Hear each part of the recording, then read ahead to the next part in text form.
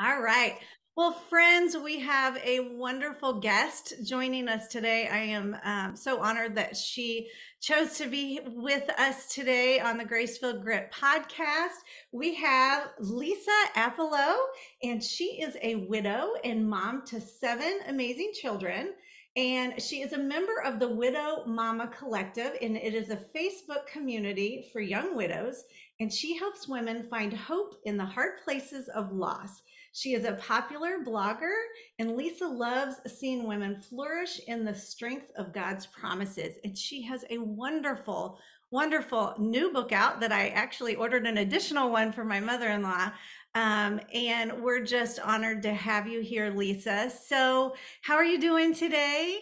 I am doing great. We talked right before we got on here that we are both fresh from vacation. So this is my first interview back. I'm so excited to be back at work and sharing and ministering. Yeah, it's just such an honor to have you here. And I'm so glad that you got to get away to a wonderful place up in Wyoming for vacation. And it is wonderful. And then you come back to reality and school and kids and all the things. Mail. Yes, adulting's tough, isn't it? Well, let's just jump in. I'm really honored that you're here. You just have a wonderful message to share with others, and I want to, just get the heart of what you have to say out. I think it's so, so important.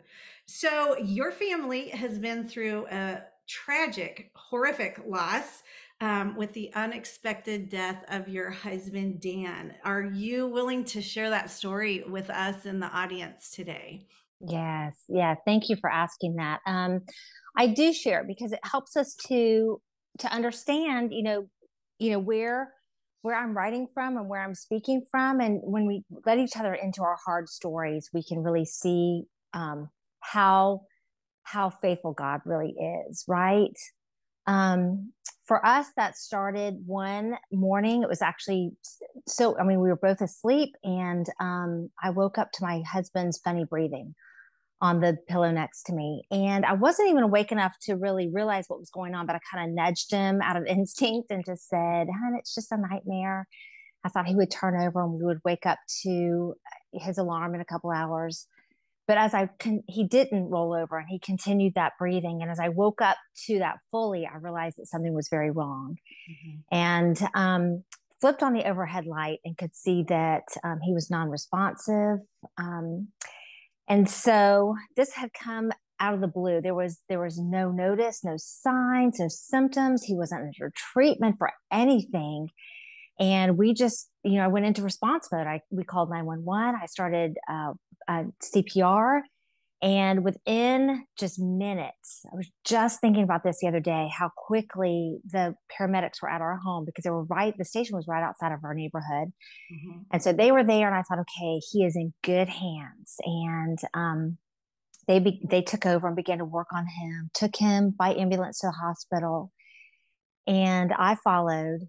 It was not long after I arrived there that they took me into that room you never want to go into, the counseling room. And an ER doctor told me that they had worked on him for over 2 hours and they had never been able to revive him. And so that was it. It was like a bomb just landed and exploded and shattered every part of not just my life, but for my kids. How was I going to go home and tell our seven kids that their dad was in heaven? Mhm. Oh, my goodness, I can't imagine.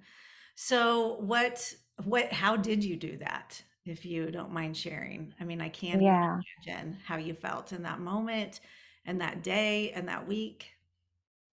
There are no scripts for moments like this. And so, but I know now how present the Lord was with me because I felt like He gave me words that were not my own.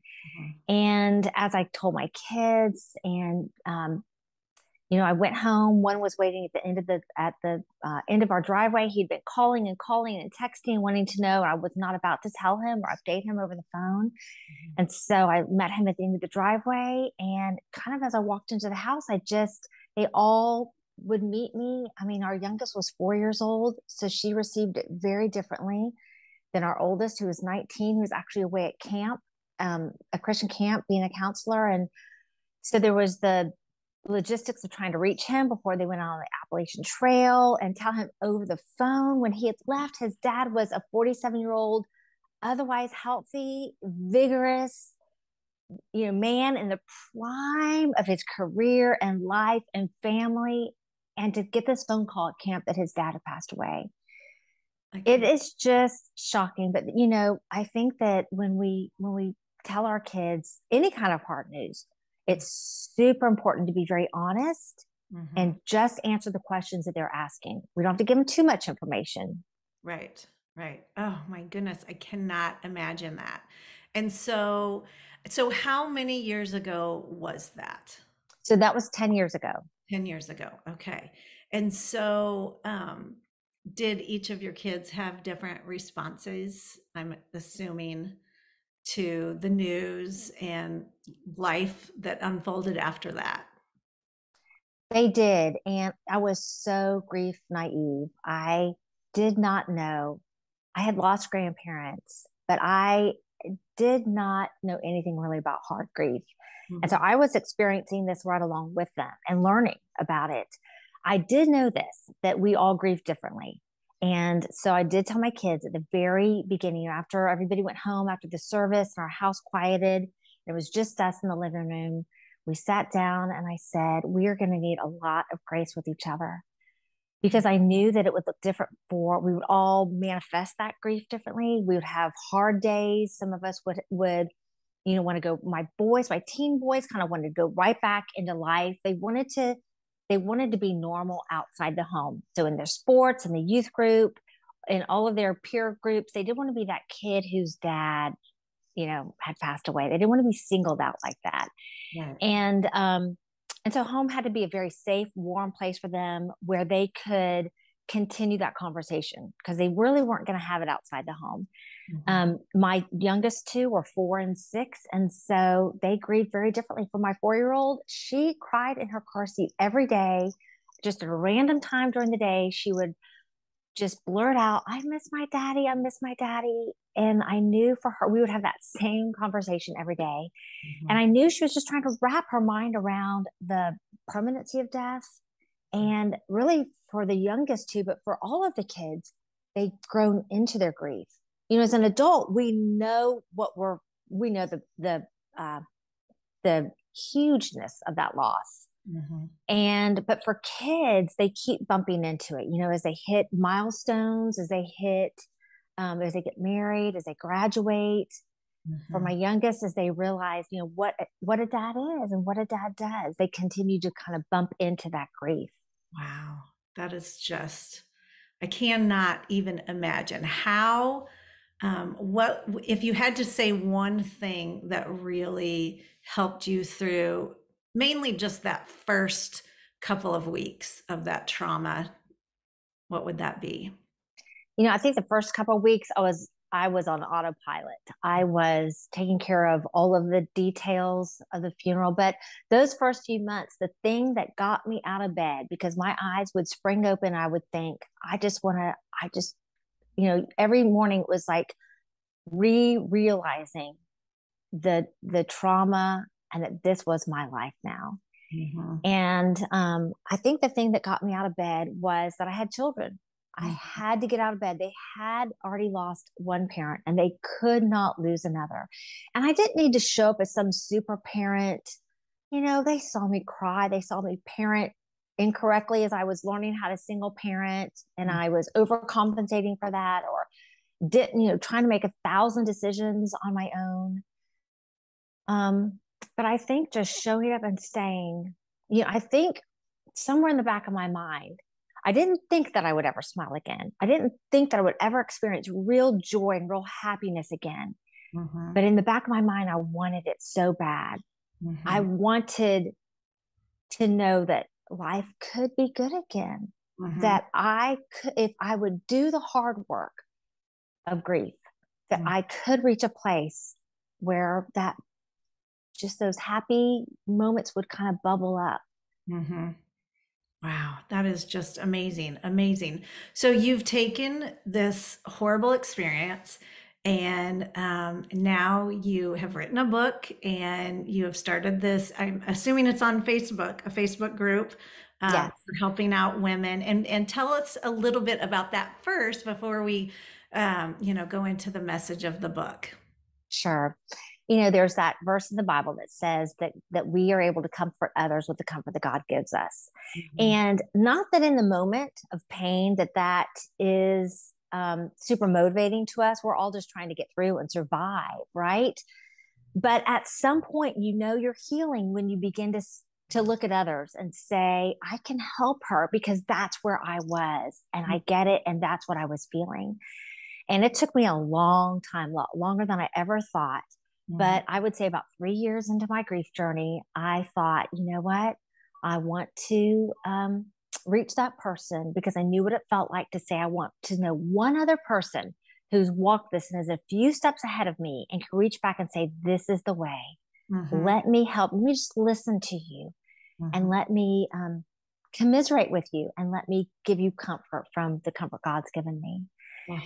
And so, yeah, woman mama, excuse me, widow mama collective sprung up out of that because another thing I realized is that when we say widow, most of us get a picture of an elderly woman Mhm. in our mind. Even in the Bible, I mean, that's what I always thought of every time there was a widow mentioned. Even as you introduced me today and you said widow, that picture flashed in my mind. But there are so many younger widows, Mhm. and those who have kids. It's not a more difficult pain. It's just a different. They're carrying different burdens and different challenges and struggles as they navigate their children through. And so we wanted a place where for the widow who still has children at home or in college or actively parenting, that they could come and find that support. Mhm. I think Yeah.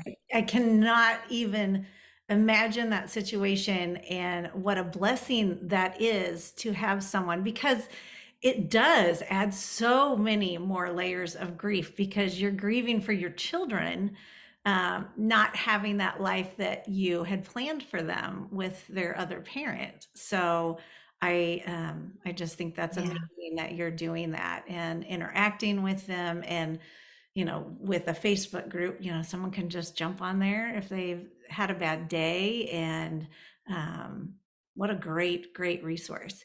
So, at what point, I know you have a new book out, so I would love for you to tell them, about the title and where they can get it, but also at what point did you decide to write a book? And, what did that process look like? It had to be very tough. Yeah. I thought I'd go back to law. I had been an attorney. I had actually retired from law because I was active with these 7 kids at home. We homeschool, it's just like the hub of the home, getting everybody where they needed to go. And I thought, this my life is full. I will never go back to practicing law. And then when Dan died, I thought, okay, Lisa, it's time. And I was in the middle of studying for the bar exam because I had officially retired and doing all that application, and God just called me to write. I mean, there is no other explanation. And it felt like walking off a cliff. I thought, this feels so risky. Like, I know how to practice law. I feel like I could take care of my family that way. But he was calling me to himself as he does. And so I began to blog. I was already teaching women in my church, and it was just another outgrowth of that. And Mhm. then at some point, I pitched an agent, and it was a long, long process, as you know, and began to write. And it was hard. It was both cathartic and it was hard. I was writing from that place of not being in that pain any longer, and so I could look back at the Mhm. girl who I was, the fear and the questions and the raw emotions that Mhm. I had, and know that I had healed from so much of that. But you also, when you write, you have to go back to that place. You Mhm. can't write 10 years out and just skim the surface. These are hard places of pain. Even the title, Life Can Be Good Again, we're not skimming over those raw places of fear and struggle. Mhm. So that was hard, but it was honestly a passion project to go back and say, um, God has so much for you, not just for the widow, but anybody whose life is shattered, whether Mm. that's through divorce or a diagnosis or any kind of loss. There's a lot of ways we can have a loss. Oh, yeah, definitely. So, what would you say are your main things that if someone is listening right now and they're in a similar situation, what would you say? How do you walk them through your book? And Yeah. what are your steps, or are there steps? Is it just time? Yeah, it's not just time. Time doesn't heal all wounds. Mhm. We can end up bitter, or angry or stuck. And so it's what we do with that time. And it is hard, grueling, excruciating, and exhausting work. Grief. Anybody who is in it and walking through it. If you're tired, there's a reason why it takes so much of our mental and emotional, physical, energy and space to grieve any kind of loss. And it's not sequential. So I wouldn't say there are steps. I didn't lay it out as steps. There are a lot of things that we share. One of the first things we have to do is figure out what to do with our emotions, because those emotions are so overwhelming and they're just like a tangle, they will pull you under. You hear grief described as the waves of grief, and they just pull you under into this pit or this tsunami of grief. And so, what do we do with all those hard emotions? And I began a practice called lament. I didn't know it was called lament. I was just trying to survive, honestly, and get through my day. But I would get alone in my car with the Lord, and I would cry and write and just, pray and ask my questions, speak my fears, not always out loud, but journal. And that was a process of laying all of that emotion, all those hard questions before the Lord. And then I would pick up the word, and wherever I was reading that day, it might be, um, I was on a reading plan. So I didn't go look for verses. It might be the Old Testament or the New Testament, wherever I was, God met me on the page. And that process of giving God our hard emotions and our hard questions, and then saying, but I trust you, Mhm. is a continual daily process where we take our overwhelm and things that are too hard for us and give them to him. So I would say doing that with your emotions is huge, but there are a couple other things that are very big. And one for me was gratitude. I'd always heard about, how we should give thanks. But it's not a season when life feels so bad, and you might even feel like God is bad. We know God is good, but it sure doesn't seem like that to us in some circumstances. It Mhm. is so important to intentionally begin to give thanks and to create like this gratitude habit or discipline, because what it does is it opens our eyes to the goodness God does still have for us. It Mhm. may be, life might not have gone the way we wanted. We may be in a very painful season, or life may have taken a turn that's not a season, but this is the rest of our life. And in that time, it's so important to give thanks and to look around and open our eyes and see all the little ways, but also the big ways that God is still at work for us. It connects the dots of God's faithfulness and Mhm. shows us that though life might feel bad, God is good, and he is being good to us, even in the circumstance. So Mhm. those are two. There's a lot more that we can do, but those are two huge ones that are game changers. Those are so, so good. Do you feel like what you laid out in the book also helped your kiddos going through it? Or do you think age-wise, the the action or the things that you would suggest would be different? And also, if it's someone on the older side and they don't have kiddos at home and it's just a straight grief of the one person, and not, the overwhelm of taking care of the kids and the sorrow for the kids as well. Yes, no, if these are going to apply. And I even hear from readers who say, um, I had a diagnosis, or my marriage imploded. And so it really applies to any kind of shattering loss. And there are stories of other women in the book. It's not just my story.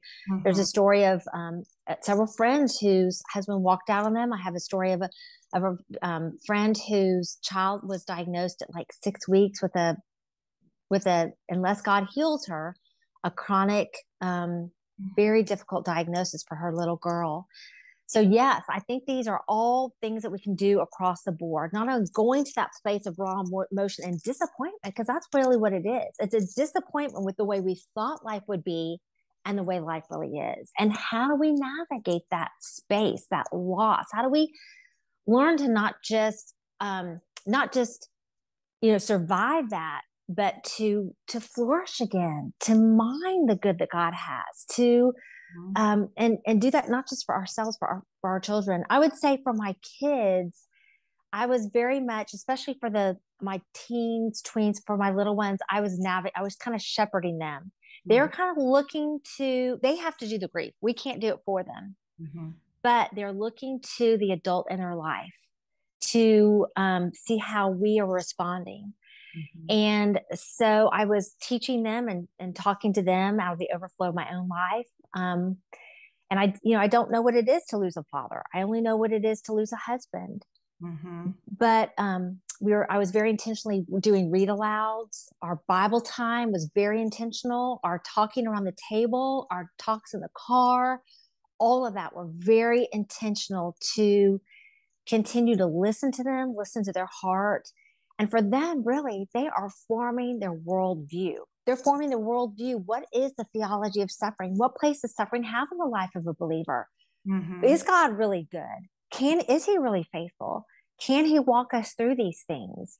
And so just living that out authentically, crying with them, but then saying, take this to God and showing them the places where God is faithful. And, if you and I talked, we could share 1,000 ways God has been faithful to us in ways that are so personal and so practical. They wouldn't mean a thing to anybody else, but to us, they met us exactly where we needed it.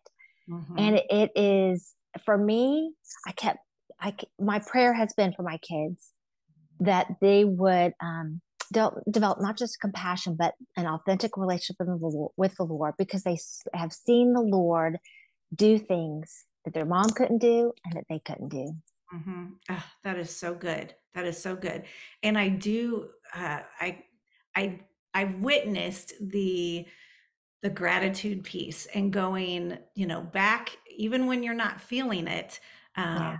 going back to that gratitude. We had recently had my father-in-law passed away, and, it wasn't a surprise. It was a completely different situation. He had cancer for 25 years. Wow. But it's still something that, this is the path, it's coming, you plan for it. He's older, he's lived a full life. He had an extra 25. We could have lost him 25 years ago, and now he got to meet all of the kids and have this whole life, and the kids have memories with him.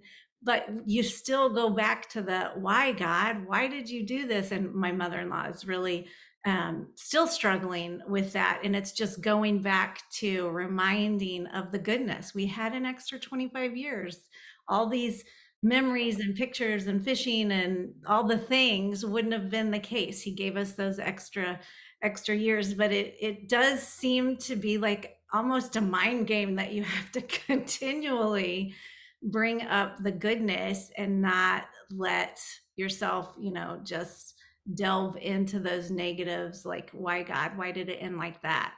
And in such a different situation, a more normal situation, a very common situation for us. So I can't imagine the strength that you showed to your kiddos and went through at that point. So how are the kiddos doing at this point? Obviously they're 10 years older. Yeah. And so do you talk about it often? How is that going? That's a great question. And I think it's going to be different for every family. Grief is universal, right? We will all experience it in different ways, but it's so individual. The way we do it, just like our families are. All of our families have different ways that we, our family culture. So we don't talk about it every day like we used to.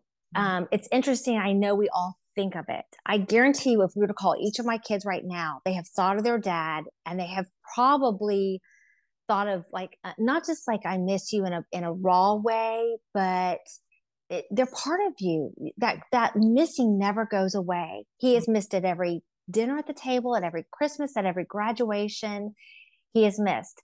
Sometimes I speak about it, I bring it up intentionally, or one of the kids will. But 10 years in, for us at this point, we all know. And so sometimes I don't. It Mhm. just depends on the situation. I have 5 boys and 2 girls. My older 5 are all married. So we have now daughters-in-law and Mhm. a son-in-law who's married into the family. Some of them knew they were none, of course, married at the time that he passed away. Mhm. So, they our our family has grown a little bit. So, I think the way I explain it, and the way it was explained to me, which is just such a beautiful illustration. Somebody said to my kids when right after Dan passed away, they said, if you imagine that your life is like a plate, and right now your dad is such a big part of your plate, and so it just hurts because he really is almost your whole plate as your father Mhm. growing up in your home. But your plate, your life is going to grow, and you're going to go to college, and you'll have a career, and you'll get married, and you'll have your own families. And Mhm. as your life grows, your father is still part of your plate, but he's not such a big part. And so that grief is always there, but it's not such the full plate of your life. And Mhm. I've seen that with my kids. I've seen them have healthy families, Mhm. um, healthy relationships. And it is just listen, 10 years ago, I was so concerned about whether my kids would grow up healthy, Mhm. um, emotionally, how they would act out. And so if I could have peeked at where they are now, not that life is perfect, not that we haven't gone through other hard things, because we absolutely have, Mhm. but to see that God has been faithful to me as a single mom and to them as the perfect father Mhm. it's a sweet spot to be in at this point. That's beautiful. That's beautiful. So what do you have this book out, and did it come out in the spring? It's been out for a couple months, right? Yes, it came out in April, right after Okay. Easter. Okay. And so what do you have in store? What is next for you? More Well, books I or well, I hope to write some more. And I hope to, always encourage in this place of, deepening your faith in grief and finding hope when you're in that hard, hard place. But also just continuing to minister locally. We have a local group that we just started for all widows of all ages and stages, and had our first meeting. It was such a joy to see other widows come together and launch this. Mhm. So, yeah, I'll just continue writing and speaking and ministering to those who are hurting.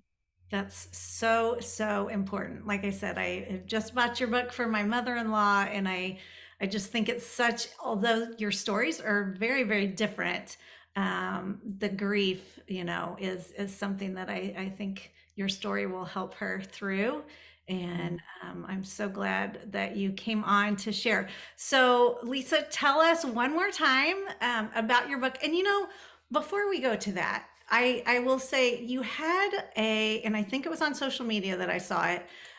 You had such a wonderful picture, a word picture in my head of the sea glass, and how you had talked about how you feel like this vase and you're just shattered glass. Do you want to speak on that for just a second or? Sure. So I'm a Florida girl, and we Mhm. don't have sea glass, believe it or not. I think that's there are a lot of parts of the country where they do have it. I remember going up to my brother's in Maine, and he picked up a piece of sea glass for me. But Mhm. that's become such an illustration for me, because sea glass, it's a beautiful treasure that we go hunt for. But the only reason it's there is because something shattered, something broke, and it was deemed invaluable, like through it was there was no longer any use for it, and so it was tossed out. And through the waves, the action of these waves, I mean, the hard, difficult place of that glass being in those waves, and the action of those waves against that glass, it just smoothed it out and created this beautiful sea glass that we now hunt for and look for. I actually have art in my around my house made of sea glass. Mhm. And it's such a picture to me, because my life acts absolutely, and maybe yours, anybody listening, yours feels like a glass that has just shattered, and can never be put back again. And in a way, it won't be put back ever in the same way that it was. But if we will let God work in us and if we will lean on Him, He can reshape what's shattered in beautiful ways Mhm. in us and around us. And Mm. I see that. Listen, I would never in a million years want to go through what we went through. I would dearly love to have Dan back for me and for my children, but I would not want to be the girl I was before. God Mhm. has done too much in me. He has revealed too much of himself to me. Mhm. And I would never give that back. Yeah. What a beautiful picture of what God can do. He can take Yeah. the most horrific, unimaginable situation and somehow turn it to beautiful and show up in that space. And and I've had that in my life in a completely different picture as well. But he does that. He restores, he reclaims, and I just love the idea and that picture in my head of the sea glass and what he does with just broken, shattered, sharp pieces and makes them beautiful. So I absolutely love that. So tell our friends here online about your book again. Tell them the name, where they can get it, how they can follow you on social media and your website, all the good stuff. Okay, great. So the book is called Life Can Be Good Again, Putting Your World Back Together After It All Falls Apart. Mhm. And the best place to connect with me is on my website, which is lisaappelo.com. It's two P's and one L. And you can find all my social stuff there. You can get some free gifts. I have a free 7 Days of Hope for the Shattered Heart. And a lot of other, just articles and other things for anybody navigating any kind of loss. Mhm. Ah, that's just, I love the work that you're doing. And just having gone through a tough year with our family, it is so important. And you are changing lives for the better, and just a pure picture of God's love and what He can do and how He can restore that. So I so appreciate you coming on today. And I thank you for sharing. I know it's hard to share these deep stories, and especially when children are involved, and how much do you share and how much do you not. And I know that's a tough balance, and I really appreciate you coming on and being authentic and vulnerable, and telling your story of God's goodness. So thanks for coming on, Lisa. Thank you so much for having me. I appreciate it. All right.